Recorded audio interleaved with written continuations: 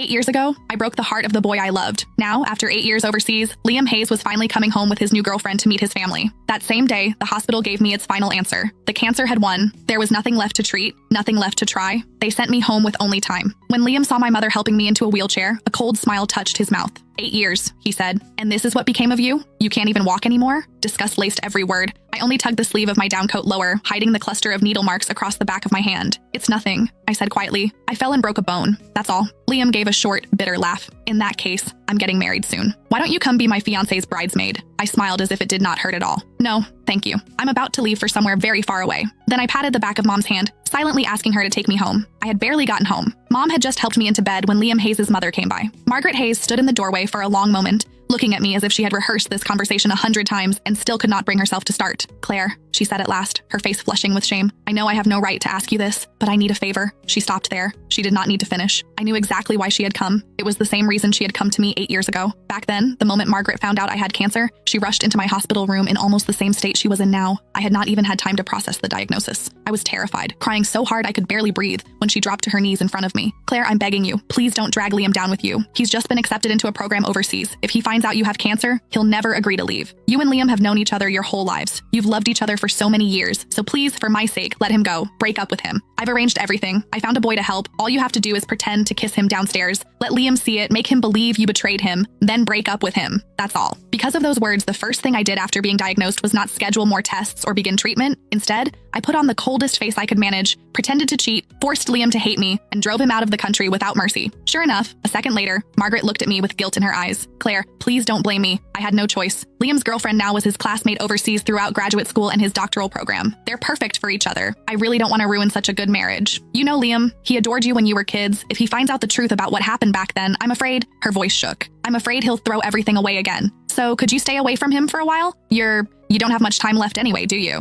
In your condition, you shouldn't be going out, don't you think? The moment Margaret said those words, my mother grabbed a pack of adult diapers from beside the bed and slammed it down so hard the mattress shook. Seeing that she was about to lose her temper, I quickly tugged at her sleeve and softened my voice. Mom, please. It took several seconds before she managed to hold herself back. Only then did I look back at Margaret. I can promise I won't tell Liam what happened 8 years ago, I said calmly. But I can't promise I won't see him. No, I could not promise that, because during all 8 years of surgeries, chemo, and hospital ceilings, there had never been a day when I stopped missing Liam. When chemotherapy became too much to bear, I would clutch the old photo of Liam and me until my fingers cramped. Some nights, that picture was the only thing that kept me from giving up. I went through more surgeries than I could count. Some minor, some so dangerous. Mom signed the consent forms with shaking hands. More than once, I was rushed into the ICU and almost did not wake up again. Every time, Mom stood beside my bed and shouted herself hoarse. Claire, have you forgotten? You said you were going to survive. You said you'd get better, go overseas, and explain everything to Liam yourself.